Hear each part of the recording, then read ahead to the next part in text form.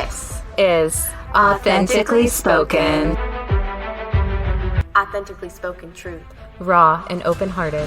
Shared to inspire deeper emotional intelligence. For the people.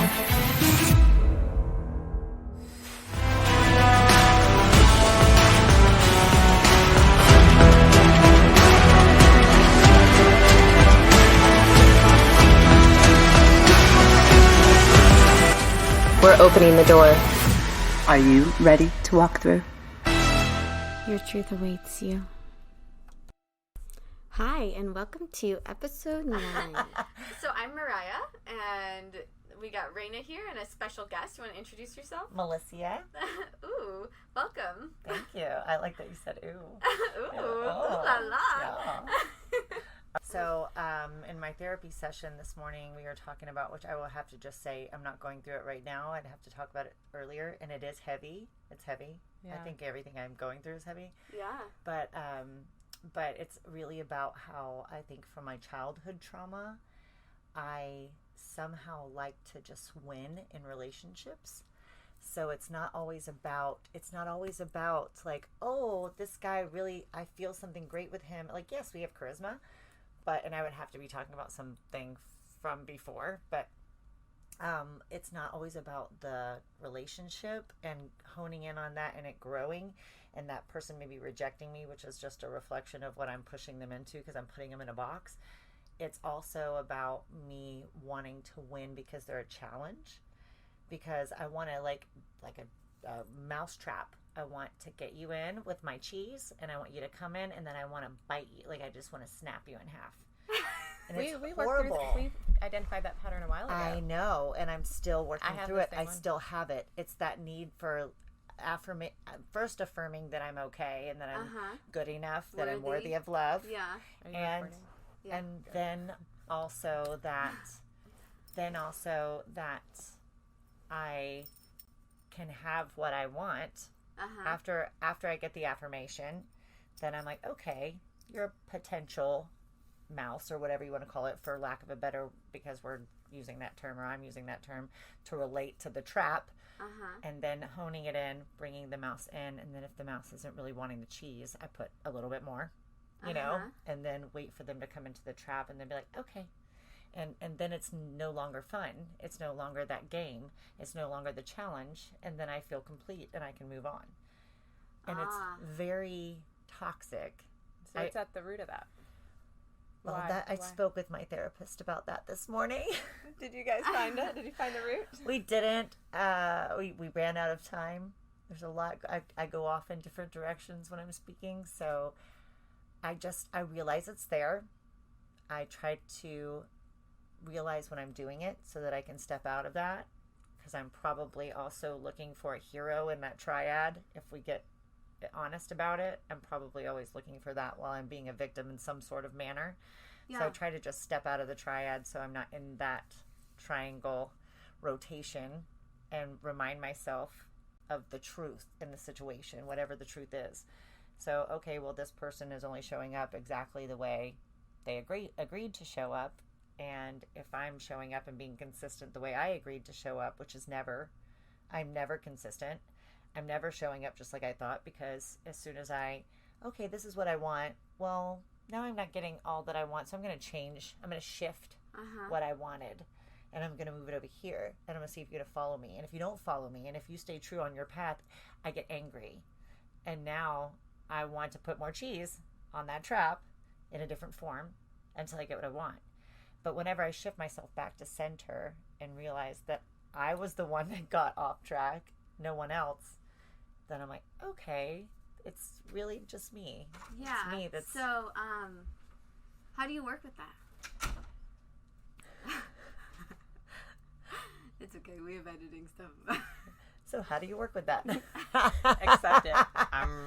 Yeah, accept it. So, like, but we're all trying to move forward and, like, be motivated, and we're supposed to dream big. So, like, how is it, like, do you need to build with your partner? Is it helping maybe more communication so that you guys can both get to that new place, and so you don't have to cheese him into it. Right. Well, I think at the level that I'm speaking about, it's not yet a partner. Okay. It's more of a casual relationship. Got it. Because I will say, even with the man that I married, I feel like I stayed because he made me wait.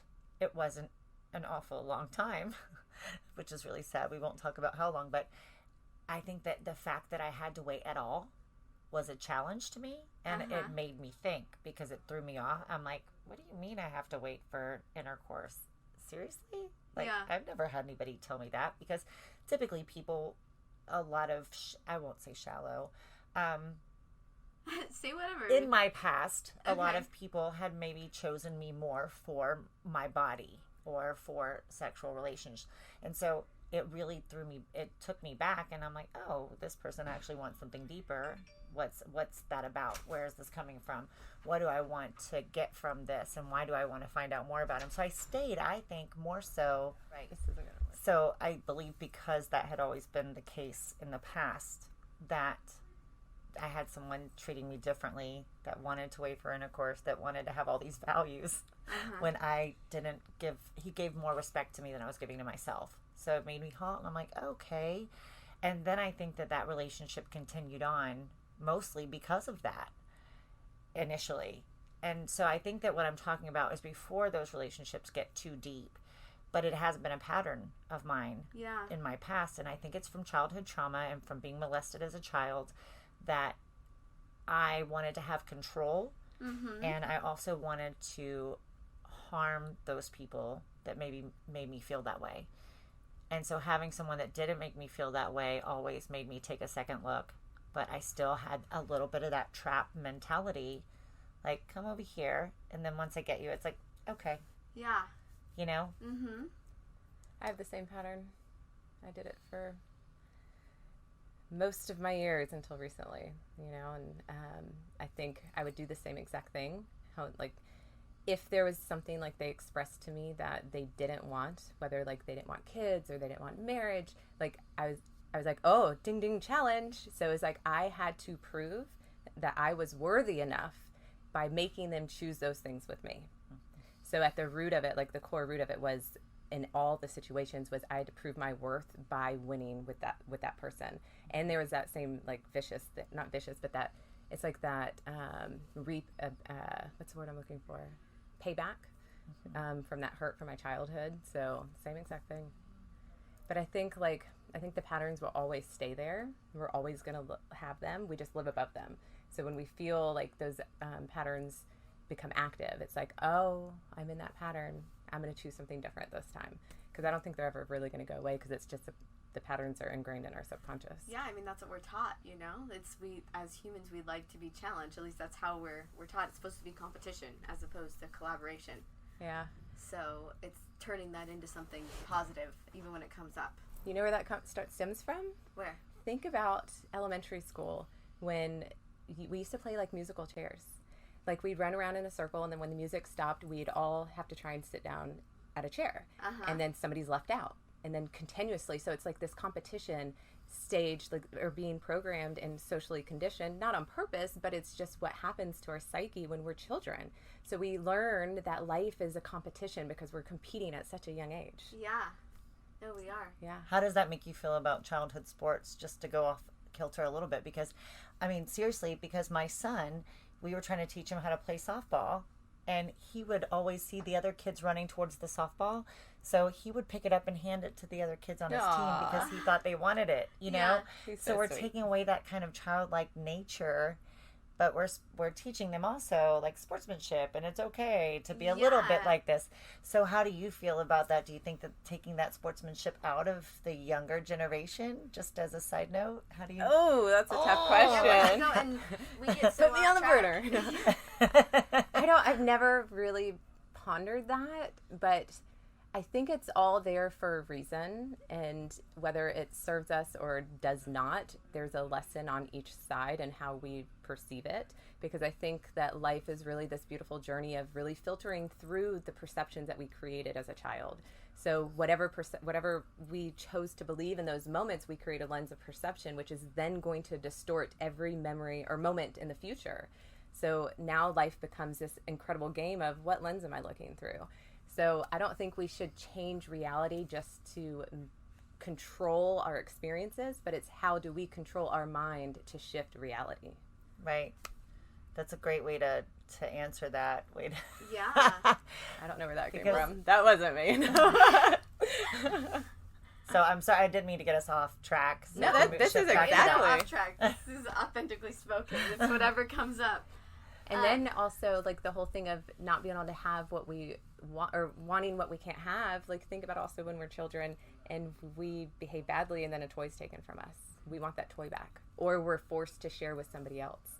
And typically most parents really are worried about the child that might feel rejected because your child won't share or their child won't share with the other child.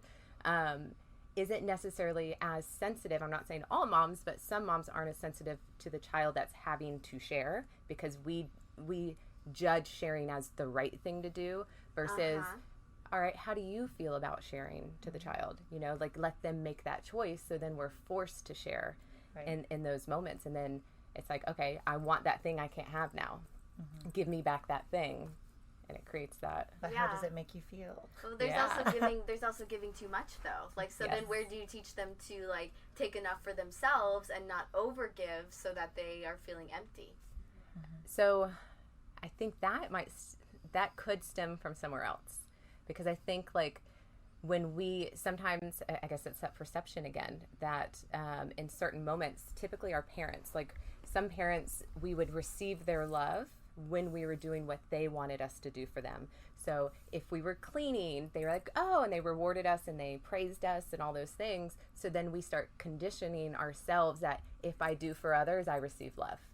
But then there's others that mommy and daddy didn't ask anything of me because they were gone and they were working too much, or, just depending on the dynamic, maybe my mom, well, we won't even go there, but my mom's an incredible woman, but we had our own battles and issues that really kept us from interacting and connecting when I was a child. So it was more like she was in the same room but wasn't present with me.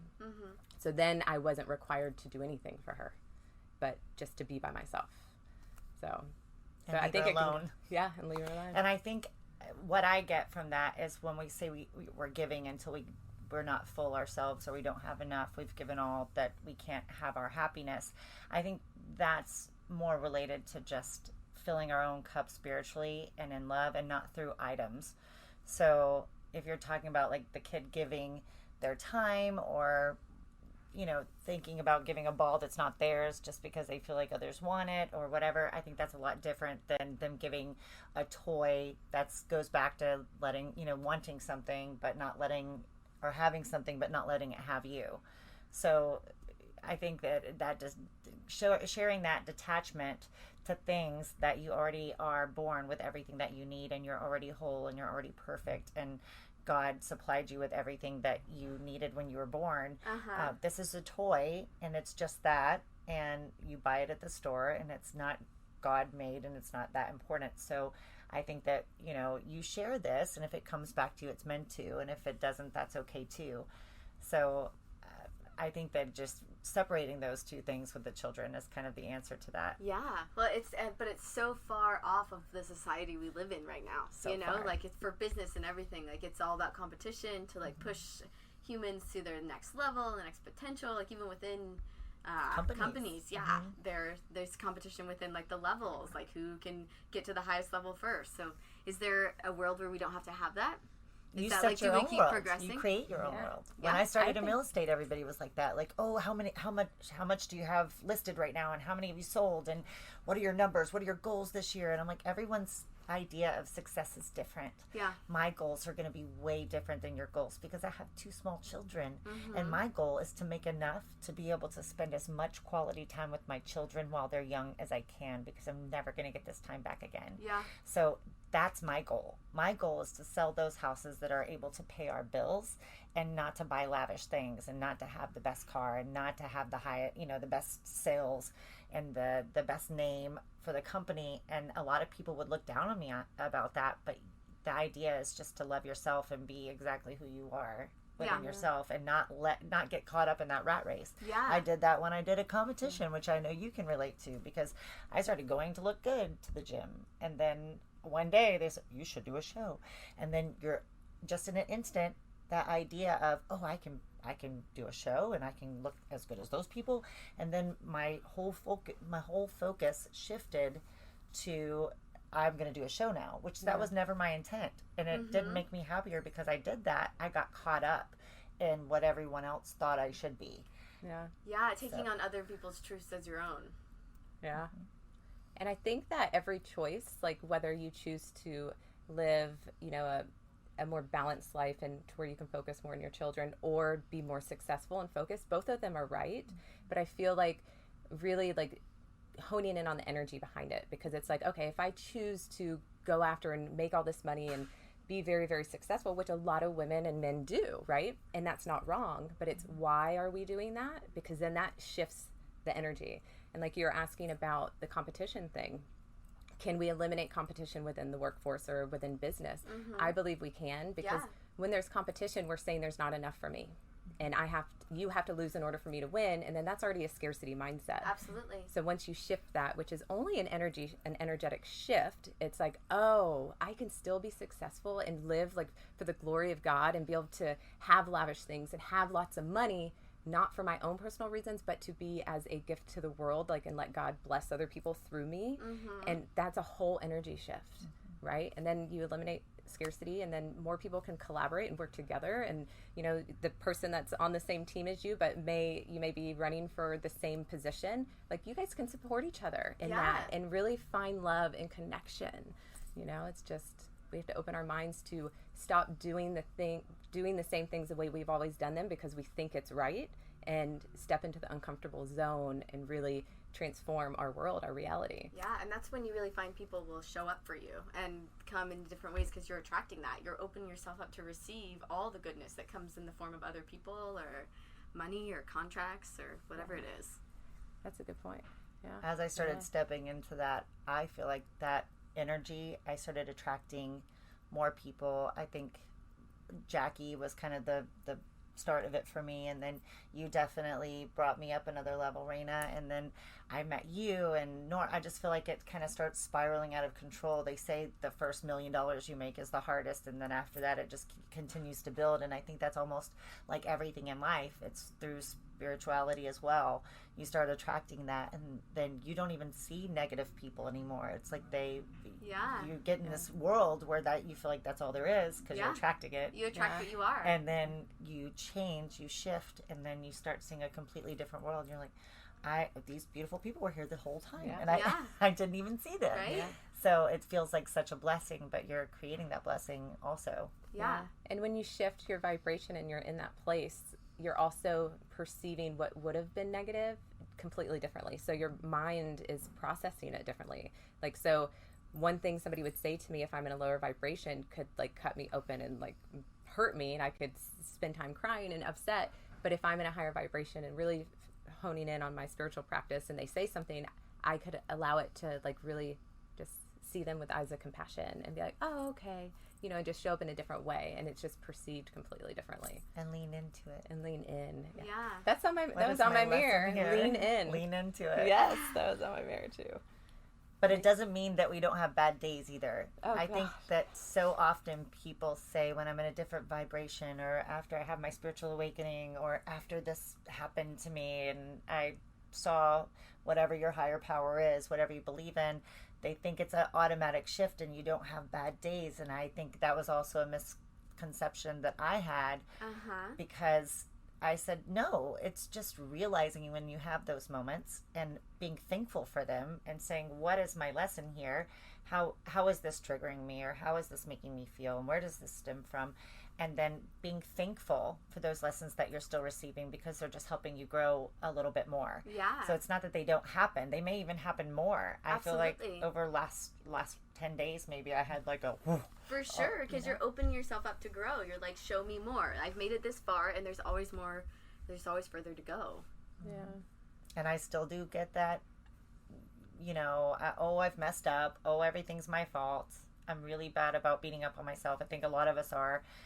I think a lot of people, especially people that want growth, are overly critical of themselves. Mm-hmm. And even my therapist today was like, you have got to stop being so critical of yourself. I once sprained my ankle running in the gym on the treadmill, and I read 3 more miles because I was sitting there saying, why did you show up here? Did you show up to cry, or did you show up to work out? I didn't know I didn't know my ankle was that bad. Mm-hmm. But that just goes to tell you how powerful we are at our own demise. Yeah. Competition even with ourselves. Yeah. Like The most. Yeah. Like you said, lean into it. It's okay to soften. It's okay to soften for yourself and love yourself and give that grace. Yeah, be vulnerable Uh-huh. to your own love. Yeah. That's the most difficult. And if we can't love ourselves, we can't love other people. And that's a challenge for me too. I have the voice, and there's days it pops up and I'm like, not today. I'm just like, thank you for telling me that, but you know what? that's not true. Who's the guy we both said that we liked this morning? Is it okay to mention someone else's Aaron. name? Yeah. Aaron Doubt.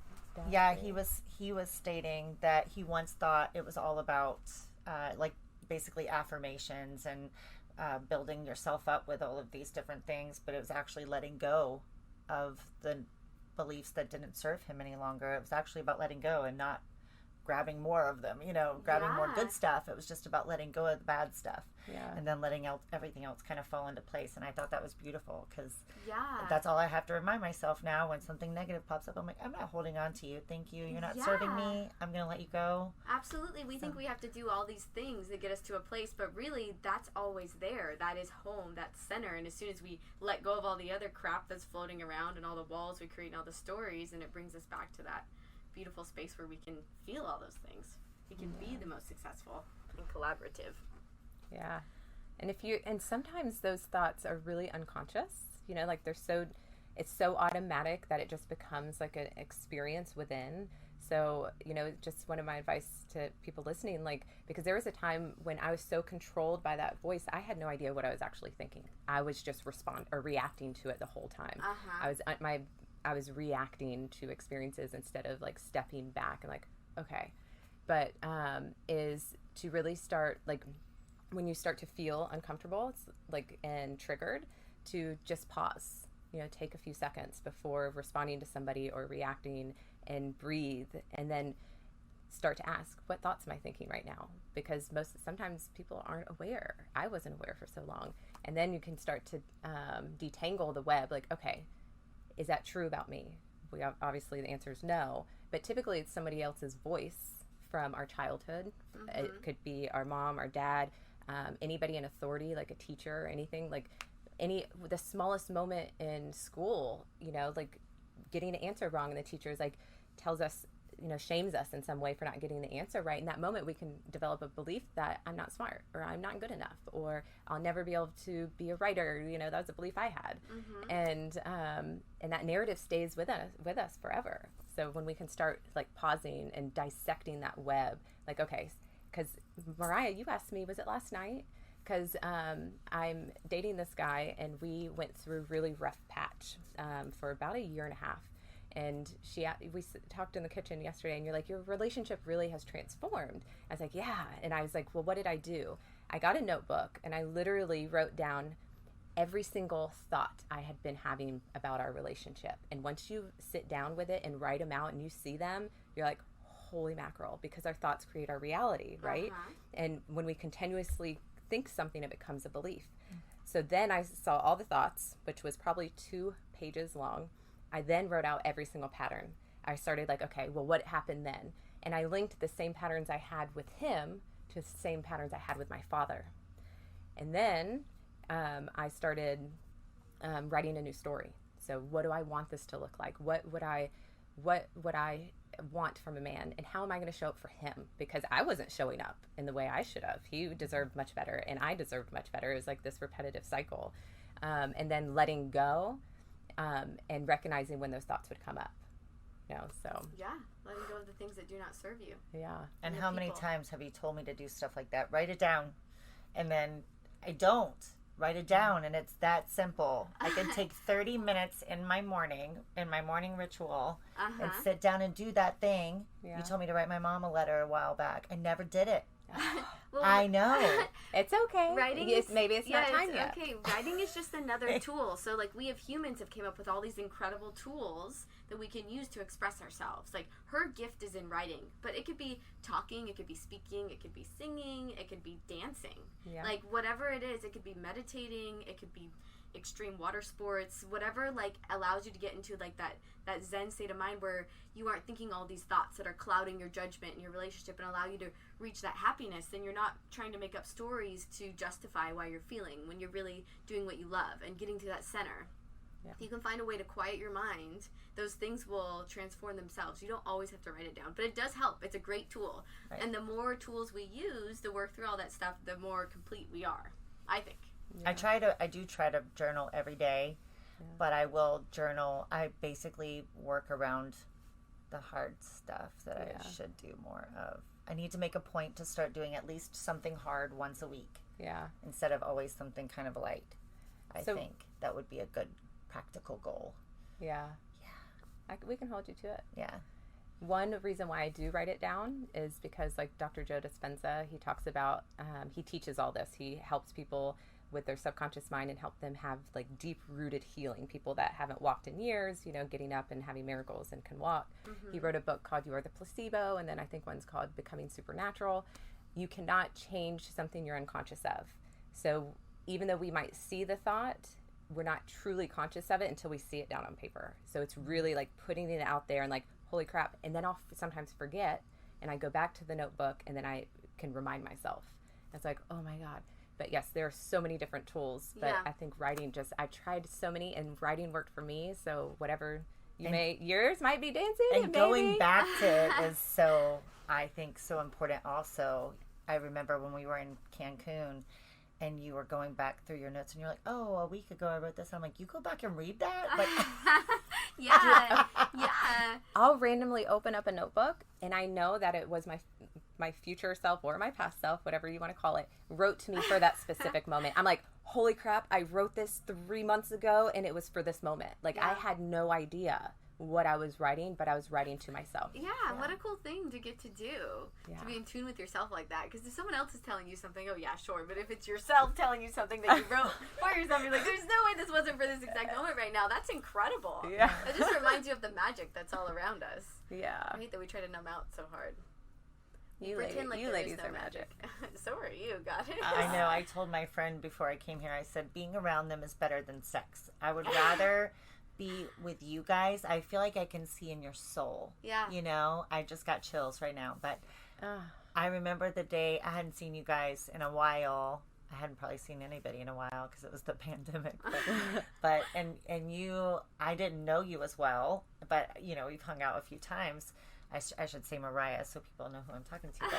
But I remember you just ran at me like with this childlike heart. I've even mentioned this to you and just kind of tackled me at my knees onto that big beanbag at your house. And you just held me and I felt so loved, so appreciated, so appreciated and so not non-judgment in that house and just beauty and kindness. And I felt like I was 5. Like I just had people around me that loved me, that wanted to embrace me. That's so and it was beautiful. The most perfect moment. I remember laying there and I think my love for you and just how you were was more beautiful than anything because it was so many people would be like, I'm not going to run at that person. I don't know them that well and they might judge me. And I thought, wow, this girl is so unique and amazing and has this beautiful spirit that's just childlike. And that in turn made me feel more comfortable and made me want to react that way. Yeah. And Raina and I have had a special bond forever. So I was just so thankful that she had you. And then to see what you did for her birthday was beautiful. And I was like, oh. And at first your ego is like, I want to live there and I want to be their friend too and I want to be in the house with them and I'm jealous because I don't have my friends together, and then I was like, are you being selfish right now? Yes, you are. Step out of your ego and you just be so thankful that they have each other. And of course I was always. That we all have each other. We can bring that love out of each other those are fear-based thoughts that think that, like, oh, if I go hug this person, they might be uncomfortable or whatever. But if you feel some expression of love, like, why not? Yeah. Right. I mean, I hug consent, strangers obviously. like all the time. Like if I'm just meeting them, I always hug them, and it's and hard they not to might hug. like they like pat me like this. I'm like, give me a real hug. Like I pull them in. I'm like, give me a real hug. Yeah. I don't know a stranger that wouldn't want to hug you. I'm just saying. If I were a stranger, I mean, Yeah, never know. I'd be like, come here, girl. I'd be getting probably a little creeper.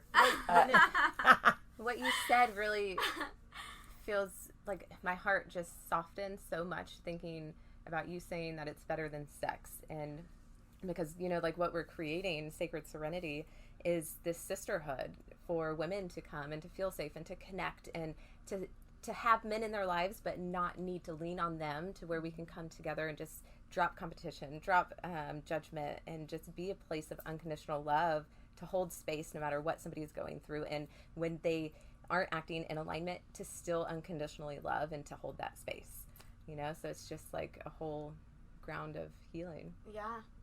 And then we show up more beautifully in our relationships with our men when we Yeah. tap into that feminine side of ourselves. Tap into that unconditional love. That's where all those other things go away. Yeah. Yeah. I mean, if you attract what you are, and if me giving you love makes you feel more love, then you'll attract more love in your life, and then it's just a big love bomb. And by giving you Love bomb. I like that. love Love bomb. bomb your life. Hashtag love bomb. That brings a whole nother meaning to you dropped the bomb on me, right? And we have a love bomb. Bomb on me, Heck yeah. baby. I know. I always break out in song. Tiffany said yesterday, I knew you were going to start singing that song. I'm like, am I that person? Yeah, please be that Break person. out in song whenever I hear anything that remotely sounds like the song. Yeah, you know, I notice myself sometimes, like, I'll come into a space and sometimes I'll get frustrated that other people are not in a good vibe or, like, in a good vibration. And really, like, that doesn't matter. Like, you can bring up the energy in a room if you stay where you're at. But if you start worrying about why everyone's feeling that way and trying to help them change it and whatever, that's not going to help anything. Really, you should just come wherever you are, singing and dancing and making a song off everyone's words, and just let them feel whatever they're feeling. They're in their story, and eventually they'll want to be on your vibration. Yeah. A rising tide raises all boats. Yeah, Oh, exactly. Yeah, great time for that lesson, right? Mm-hmm. I don't remember whose quote that is. It was somebody famous. Yeah. So if you walk into a space and you feel it feels yucky, like, do what you need to do to make you feel good in that space, and then, like, watch everything rise with you. Yeah. Mm-hmm. Rise your boats. Don't use your mouse traps. Be a wave, not a trap. I was just thinking Cheese about how we water just over came cheese. into that. Like you said, there's no right or wrong. It just kind of flows. Yeah. And so I was thinking, we just went from trapping people in mouse traps to, like, lifting their vibration on a boat in the water. Like, It's amazing. We're covering all bases. Yeah. well, they even of say saying. when someone's treating you away in a relationship, it's typically because they want to be treated that way. Yeah. And Yes. that's kind of a hard lesson Or sometimes. you want when- to be treated that way in your subconscious if it's a bad way. Oh, yeah. Right? Yeah, because you're Like- just putting it in your story. I do that. Uh-huh. I stuff people in a box. Like, Yeah. hey, this is what I want. And then I overly play into that belief, even though it's not really what I want, because I'm trying to see if they're going, basically like that winning thing. Yeah. Are they going to try hard enough to step out of that belief, which is with you, like if you want to be married or you want to have a baby. If they don't want that right now, I'm going to see if I'm worthy enough of love for them to want that with me. Yeah. So- Well, and there's a line there. Like, it's like you need to have your boundaries and your standards. It's important you don't lower those for other people. So you should work for a relationship. You both should be doing the work. But also, it's like you don't want to, I don't know, you can't keep changing the destination, right? Yeah. Right. Right? And and I've changed every mine so time- many times. No, I mean, I do it too. It's like, but when that comes up, Throw it's- another dart. Where are we headed now? You turn.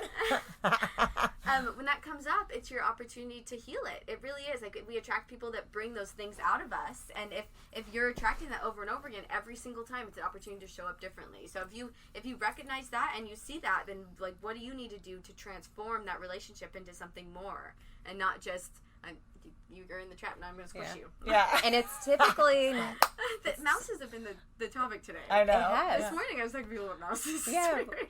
I heard something else about mouses this morning. But it's typically Nice. not Yeah, something we need. mouses. Where's my cheese?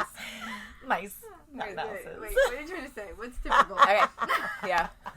Let's get off the mice. When you're talking about the changes, I was just going to refer to, it's typically not exterior adjustments. It's typically always interior. So it's like, what are my beliefs about myself? Am I giving myself these things? Like, because I remember, like, in the relationship I'm in now, I was wanting to feel, our relationship started out a certain way, and I really wanted to feel safety and secure in our relationship. But it took me a long time to realize I wasn't providing myself safety. So I had to make that internal shift where I felt safe, and then he could show up to help me feel safe, because I couldn't receive his safety if I didn't already feel safe, because I kept creating a reality of being unsafe. Right. So, and So that's you were attracting more of it. Yeah. Rather than the opposite. Yeah. Well, and that's a huge problem in relationships too. We were talking about this. It's like if you want your man, like, as his masculine energy, to hold safe space for you, but you've been hurt in that space when you're vulnerable so many times that even when you go in and you think you're being vulnerable, you still have all these walls up, these like energetic walls that you protect yourself, right? And then they automatically feel that, so they get defensive and feel like they can't hold that safe space, and then they get vulnerable, and then you feel like they can't show up for you, or they're not your man, or whatever, and then just this whole spiral effect. Yeah. So it's like if we can all work on ourselves and we can all show up for each other the way that we need to. Right. Yeah. Because we're not getting what we want, we're getting what we need, and we're getting what we attract. Yes. And it's taking that moment. I think I've been a lot better about realizing when I'm in that and stepping back and saying, okay, I need to take a moment. And instead of reacting, number one, and having my emotional breakdown or my emotional backlash or whatever it might be, and saying, I just need to step out of this situation for a day, a week, a month, whatever it might be. Yeah. And realize what is going on inside that I need to work on, lean into it, Yeah. and then lean in. try fixing it, finding the lesson. Yeah. Well, and that's so hard. We're such in a right now yeah. world, and Right? we want the answer right now. We want the fight right now. We want to win right now. We want this to be accomplished right now. Instant manifestation. And the ego wants it to be about us Yeah. right now. And sometimes we just need to take a step back and say, let me just breathe. Let me just be. Yeah, and that's okay. But then when you start letting other people in, it comes in again, and it's like, well, dang, do I have to step away again and take another breath and dig into it? Or, like, can I figure out how to manage this, you know? Even in your kitchen, you said, be patient. Do you remember saying that to me? Yeah. I was like, I'm not patient. I'm not at all. Oh, but you are. are. You're I very am patient. patient. I am getting better.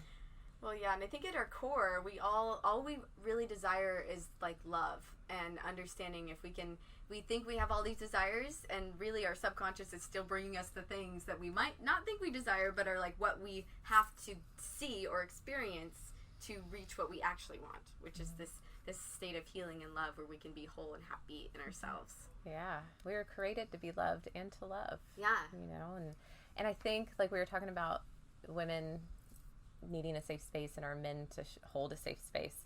One thing that I've learned is I thought I was being vulnerable because I was sharing my internal world, but I didn't realize what was causing him to shut down was how I was being vulnerable, because it was the verbiage I was using. And yes, obviously, men out there, if you're listening, you also have to be doing the work, because we can't always worry about our words to trigger people.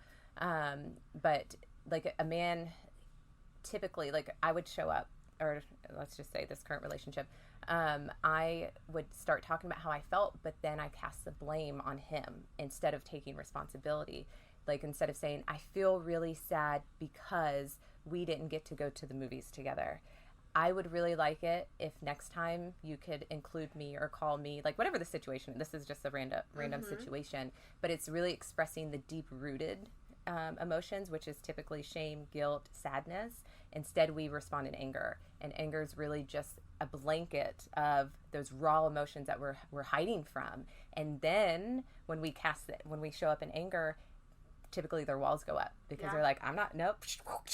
But if we show up and we're actually raw and we're like, damn, I messed up. Yeah. I feel terrible. Can you really help me through this? I really need you to show up for me. Every time I've done that, he's been the softest freaking blanket cloud for me to land on, and really, like, and speak to my wounds.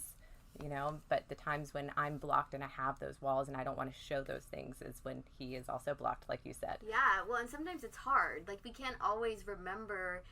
Sometimes we're so caught up in our stories that we try to be vulnerable and really share what we're feeling, and it's important for someone listening on the other side of that to really not be too attached to those words. Because Yes. if you don't get defensive and get angry, if you can really, like, okay, they're hurt right now, they're feeling a certain way, they may not be projecting this in the best way to express themselves, then that allows you to dig into that deeper vulnerable space where you can let those walls down and soften a little bit. And that's really when you have like friends and swim mates that are like able to hold that space for you, then you can dig deeper, and that's how you heal. Yeah. And that's why it's so important to have a partner that wants to do the work too, or friends or sisters. Yeah. You know? Right. Yeah. But if it's in a romantic relationship, it's going to have to be a deeper, I feel like for the most part, a deeper romantic relationship, one that's already evolved. Yeah. Yeah. Because it's hard enough to get other people to do the work with you, especially without Absolutely. getting offended. Yeah. It's okay to feel a feeling. It's okay to feel offended or feel that. I think the first time I was really triggered by my friends was Raina and Heather at the coffee shop at Finn's. And I sat there and I go, I hear you guys. I know you're coming from a place of love and I appreciate you. I know you're trying to help me, but I feel denial rising, and I also feel myself trying to protect myself, basically defensive. And I need to go take a drive and digest this for a moment. And I think that was the first moment of growth that I realized in myself, because I knew it was coming from people that loved me and from a place of love. But I had never reacted that way before. I had always been like, how dare you speak to me like that? How dare you question me? Because that's being questioned is a trigger for me from, you said you were talking about school days earlier as just a hypothetical, but it was from a teacher, Miss McDuffie. I remember her name in kindergarten. And a girl pushed me out of line because I was in the front of the line, and why it was a big deal to be a line leader, I'm not sure, but it was. And I pushed her back, and perhaps I pushed her a little harder than she pushed me, and she fell down and I got in trouble. And because my teacher didn't believe my first statement about it and she questioned me, I had really never experienced that so much, because I always felt like I was a good kid and I'm a people pleaser. And so I hate to be questioned now, and I think it really stems from that moment when I wasn't in the wrong. I was just defending myself. And why are you questioning me? And why am I the one getting sent to the principal's office? And why am I getting sent home? I was in kindergarten, so my heart was crushed because I had never been in trouble before like that. So I guess my point is just that I don't even know what my point is anymore. I forgot it. Well, it makes me want to share. Like Mariah just said something about having swim mates. I sent her a video the other night, maybe like 2 nights ago, and it was Gary Zukov speaking to Oprah, and he's a huge spiritual teacher. He's been around since the 70s, and she was sharing a passage from one of his books, and then he was talking on friendship.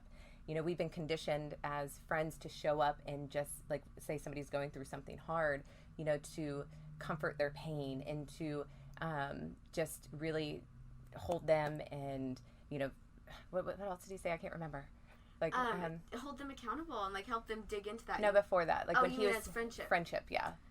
They're just, you kind of coddle them. You make them feel better. Like, oh, it's okay. And you kind of come to their Surface. level. Yeah. Yes, exactly. And then he Surface went to relationships. Then he went to spiritual partnerships, which is the one, like, if there's wind coming, the spiritual friend is going to point, like, where's the wind coming from? So it's like whenever we're experiencing difficult moments or experiences, and typically those experiences will repeat and repeat and repeat, and we don't realize it, but it's like, okay, why do these keep repeating? So our swim mates and, you know, the ladies and the women in our lives, you and everybody we pretty much hang out with, like, we try to help be that space, you know? You don't want those surface level relationships. You want someone that's going to, like, dive down with you and, like, swim into it and, like, where is this coming from and why it's there. And sometimes it's hard. And if you're you said something about trying to get people to do the work with you. So I think a big part of that is if you recognize something in someone, you're trying to get them to see deeper. Like, there is a certain level of, like, like giving credibility to what they are saying, you know, not just like shutting it down, but also like when you show up and you're like, look at this, maybe this could be this, or like where could that go deeper? If they get defensive and have to go on a drive and drive away, like you yourself, and you have to be whole in yourself enough to not take that personally, because not everyone's going to hear what you have to say, and they will come around to it. Yeah, definitely. Yeah. I don't think they took offense to it when I drove off. I think No, they were absolutely super not. appreciative Yeah. that I recognized the feelings that were coming up inside of me, and I recognized them, and I felt where they were in my body. Yeah. And I think No, that's I beautiful. think when you are like you guys are so good at coming from a place of love, I think that when you truly are asking yourself, I think for words to be spoken through you and energy to flow through you, and asking yourself, am I coming from a place of love right now? I think number one, you feel confident in your delivery because it's easier, because you know that you're not trying to harm someone. You're not trying to put them down, and you're cognizant of the words that are coming out of your mouth and your energy, and that makes all the difference. It does. It really does. Just the intention. Like, even if you don't believe in all that, just putting some sort of energy behind what you're about to do. I do it before every meeting. I'm like, please, like, I'll send them love. I, like, picture them surrounded in light, and then I'm like, please let, like, only love be in this meeting, you know? And it usually transpires beautifully if I remember to do that. Yeah. That's a beautiful point. I was always the person that wanted to wait till a fight came up and then say, well, you do, blah, blah, blah, you know, like a pissing match. Like, let's see who can pee further. Yeah. And say, oh, well, you do this, well, I do that, and you do this, and, you know, it was like, see who can hurt each other more. And I never could get why that person couldn't see in my eyes at the time, their wrongdoing, or why couldn't they grow, or why couldn't they do this and that, which in itself meant that I needed to grow, not them, because anytime we see that lack in someone else, it's just from ourselves. It's they're being our mirror. And I know that now. I didn't know that then. And so I would see people not growing, I guess, or what I thought was growth at the time. And I never thought I was, even when I didn't think I was being mean, even when we weren't in arguments, and the way I delivered. And it would be so taken wrongly, and I didn't realize I was saying it wrong, because we don't see that in ourselves at the time. You know, you can't see what is the saying? You can't see what you don't know, or you can't change what you don't know. No. Or you can't.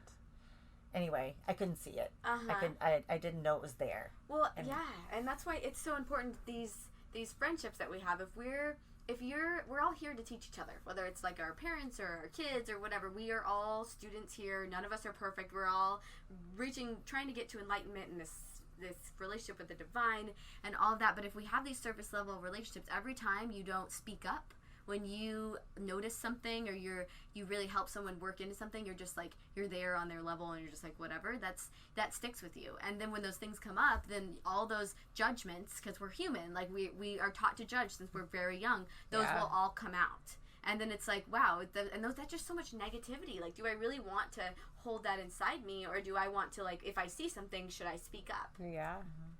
What do you feel, though, about, because I'm about to address this weekend, I have a friend that I really need to speak to about something, but when it actually happened, I felt like she was in a really vulnerable space, and I didn't know if it would be well received. So I've waited to speak to her about it. So do you feel like it's always the best time is right then? Sometimes they just need to be heard.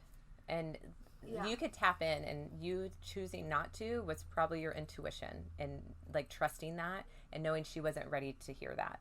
And, you know, like the feminine energy really only wants to be heard, doesn't want to be fixed. But then when we can get through that and express ourselves and like get all that energy out, then we'll be open-minded to receive from people. Because typically when we have our guards up, or we're emotional or whatever, we can't really receive in that time. We just need to get that energy flowing and get it out. Right. Yeah. So you were a safe space for her to land. Yeah, and that's all that matters, is providing that safe space. Like, it can be as gentle and as loving, and it's like, you don't have to say anything that's going to hurt anyone, or like point fingers or whatever. It just is really like leading them into their own thought process and holding that space and being that ear.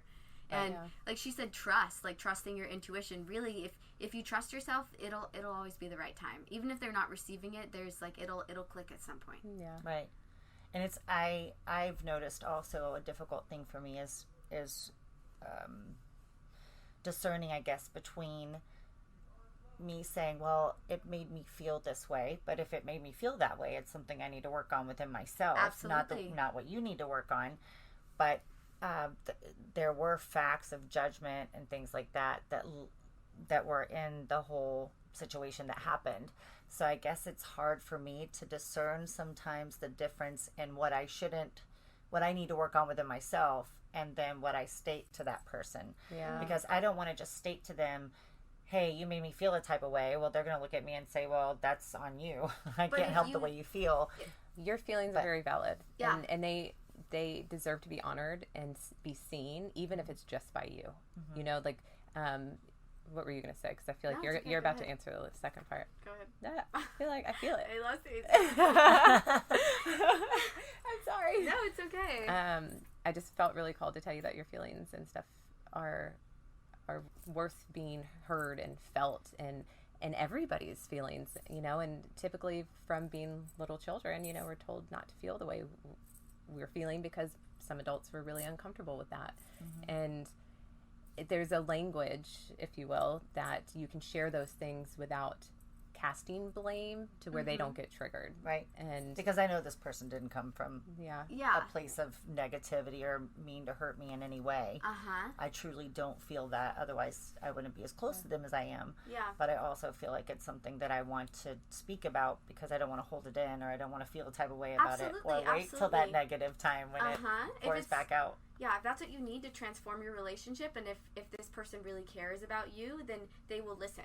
And hopefully it will make a space where they can tell you how they felt. And as long as you're coming from a place of love and neither of you are judging each other's feelings for whatever, then it will be beautiful and there'll be healing there. And it sounds like that's what's needed so that you can let it go. And she could probably needs to let it go too. Yeah. Like, especially if you feel that strongly that you need to talk about it. Absolutely. Yeah. Listen to that. That was some of the biggest growth, I think, with Raina and I's relationship was when we had those hard talks. And I remember, oh my gosh, I wanted to throw up. I was like, felt miserable that someone even had to question me, like a friend.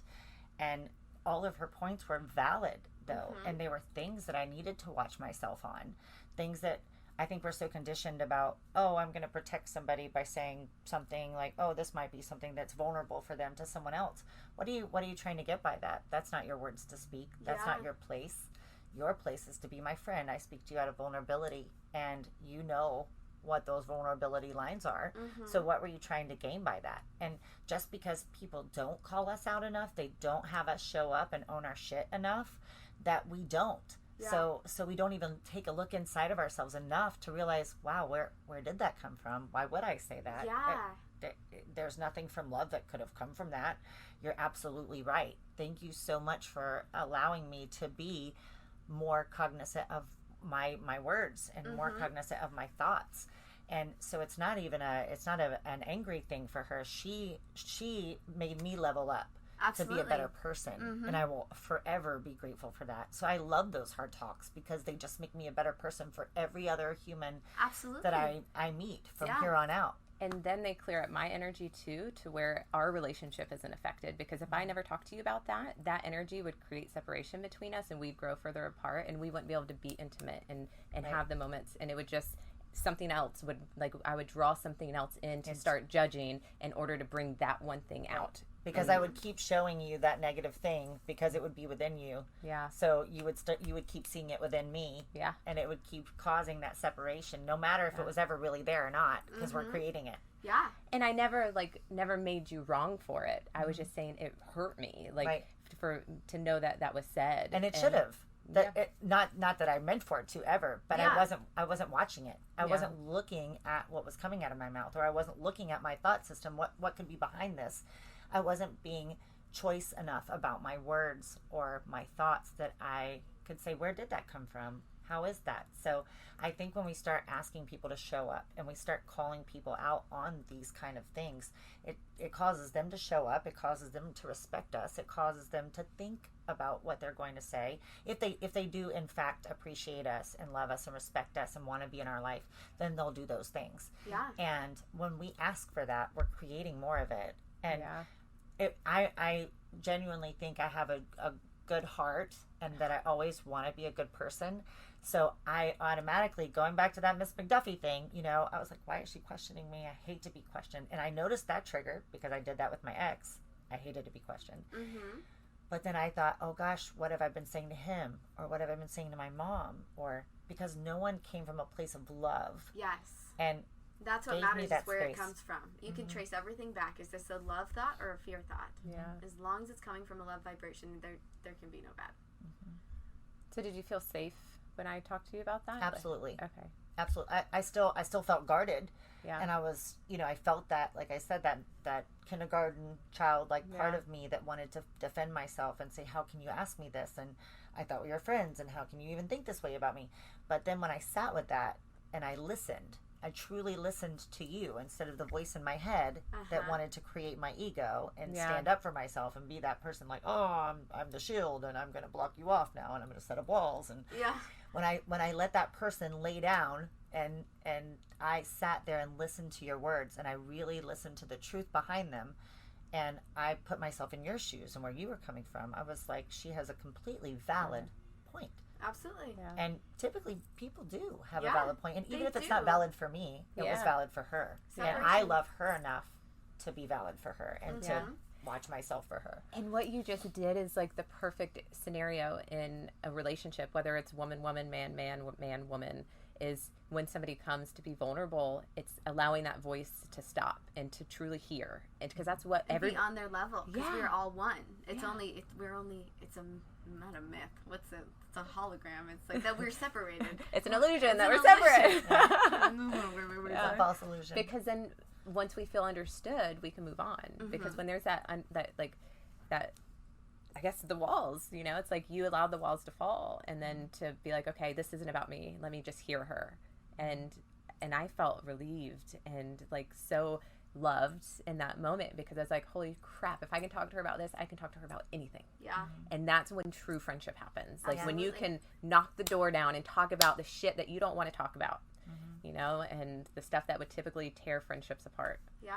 So It's so interesting. That comes up all the time. People trying to protect each other, right? Like people try to protect me all the time that I think are my friends or whatever. But really, the only way to make someone feel safe is to give them that unconditional love, and because that's the space they need to heal, and that's where they can break down and talk about anything. yeah.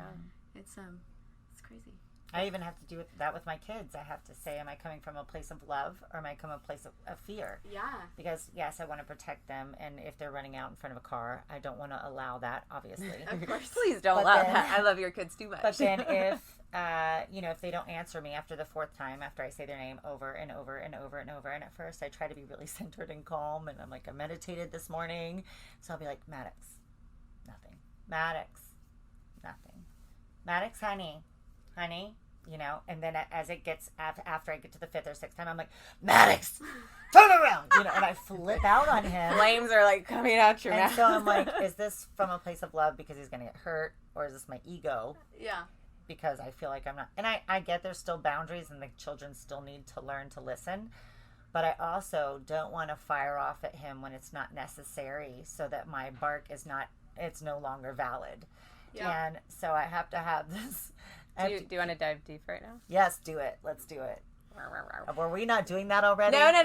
But you're being vulnerable. Like, Next level. no, I'm asking for, like, just because you're in a vulnerable space, you're sharing something that's very vulnerable for all moms. Like, you're not the only person that goes through that. Every single mother, I'm a mother, I go through the same thing all the time. So I was asking because The red we're pill. recording. I want the red pill. Do it. Wake me up, Give baby. it to me. Um, No, I want to dive. oh, you want to The blue pills wake up, right? Oh no, wake. Oh yeah, Like, yeah, wake yeah. up, No, you're right. go you're back right. to sleep. Yeah, yeah. The blue pills go back to sleep. Sorry. Okay. and For that's, everyone. That's typically our lingo. I'm like, The red is dive deeper, like so that you can see how far the rabbit hole goes, right? Yeah. The Matrix. Okay. Okay. Glad we cleared that up. all right. Did we? Did we clear it up for everybody? I think so. People are probably still lost. What just happened? So, since we're all one mind, right? You're one with your children, and our mind is consisted of nothing but patterns, right? So, and I know I go through the same exact pattern with my daughter. So there is a pattern in there and a belief that you have that is going to block him from answering the first time. So he's showing up in the way that you expect him to show up. So it's a recreation of the same reality, and that pattern just shows up. So it's like, it's is it Jordan Peterson? He talks about the dark underground of the subconscious mind. So you guys are doing this dance together and co-creating it, but I don't know how to address him running out in the street type thing, but it's what did Jonathan used to always say, when you're done with it, it will be done with you. And that's our unengagement. Like, we back up from the pattern and don't show up the same way and try and get his attention a different way. Like, you have to start listening. And I was going through this with my daughter the other day. So how do you do that? That's So how do you recognize? So in her scenario right there, right? She's frustrated. She just needs to recognize, oh wait, this is inside of me, and then it's going to clear up. Like, how do you get to that? It's much more difficult than that. But Yeah, no, for sure, exactly. There's- I wonder if you give us some wisdom on how to dive into that. there's only one answer to me. And it's not a right choice of behavior, but it's the grounding and staying present in that moment and breathing for a second. And while you're breathing, asking the Holy Spirit to guide you, or the divine, because we will respond out of ego. But it's like, I said it the other day with Jada. I was like, Holy Spirit, I need you to take over. I can't do this by myself. And literally ask for the guidance. Either say it in your head or say it out loud. And then you can also start affirming the divine in him, because in those moments, we immediately start judging. We start judging our child subconsciously, right? Judging her as being bad and disobedient and all these things. So you can start calling the divine in him. You can start saying, I know who you are. You are God. I am a part of you. I love you. And start sending him love energetically, because he can feel that energy shift. Yeah, and when you start sending people love is when they respond. Like, sometimes I can get someone to send me an email back, and then I'll, start sending them love, and then all of a sudden they will. Yeah. My daughter... Or when you release it, it's crazy. Yeah. I remember you talking about sitting in meditation and letting go of something, and then at that moment someone would call, or that moment something would happen. And it does happen all the time.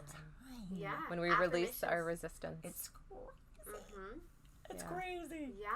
Because the desire is It's not there. crazy, but it seems crazy because we are it's so powerful. Incredible. It is magnificent. Yeah. I think that I think society puts us in a box, and they want us to create these ways of being in these boxes that we put ourselves in, so that we don't realize how powerful we are. And it's incredible how powerful we are. Yeah. We are. What was that I read earlier to you today? Last night? I'm going to pull it up right now. Oh, was it last night?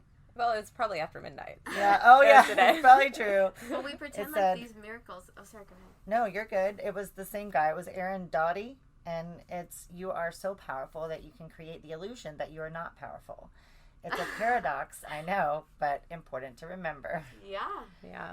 So it is. It's crazy to say that, but we are. It's that. crazy that we're surprised when Right. those things happen, because miracles are everywhere. Because there's all of this waiting for us, and all we have to do is open up to receive. All we have to do is believe that we are worthy and love ourselves enough to receive all that is ours. All that we desire is there, and we are worthy of it. And we've already received it, actually. Yeah. We just don't even know it. It's an illusion. I mean, that we it's, do know it, but Where is it? yeah. Oh, wait, I see my miracles All right that here. I know. I constantly, I will say, I often think of you guys in my meditation, and how blessed you guys are. The faces that I will see when I think of my blessings, when I first do my blessings in the morning. So thank you for being who you are and That is so showing up for me. beautiful. Yeah. Wow. I feel like I'm more beautiful because of you guys. Every time you're doing something at your house, I get so excited. Like, my whole day is like my birthday. The When food is your and the birthday? events, it's just everything. It's all amazing. And every time you invite me is my birthday, but it's actually on September 5th. Every time we've done something, we've invited you. Yeah. It's been great. Yeah. Thank you for joining us. Yeah, it's amazing. From cooking to the setup to Fire the people shows. that are there, to the fire shows, to the snake enactments, or not even enactments, but the snake show, I guess I should say, in Oh the fire my show. gosh. And then Blakely had that cool, glow in the dark web she was doing on the wall. those neon it's art, literally string art? like yeah, string art with the. it's like the UV coolest reacted circus strings. ever, you know? Our house is quite the circus. It's amazing. And then the headdresses and the paintings that Nora made for you for your birthday. And I'm just like, Yeah. oh. Right? I always It's want to beautiful. FaceTime my friends and walk around and be like, look where I'm at. So cool. people do that when they walk into like a mansion. Not me. Yeah. I do it when I walk into your house Oh my because gosh. that to me is rich. That to me is Thank being you. completely authentically loved and not judged, and in this beautiful environment where everybody feels free to be who they are, so they flourish in that environment, and you can just feel it. You just feel it. Yeah, and we can create that for each other. Yeah. People think they have to do things a certain way, and really you don't. Yeah. You just do it however you feel. Yeah. Just give people love. And people are amazing. Humans are freaking incredible. Their talents and their skills, and like when you allow them to open that part of themselves and really express, it's freaking beautiful. Yeah. Yeah. It's my favorite. And for them to be able to do that, they have to feel safe. Yeah. So, yeah.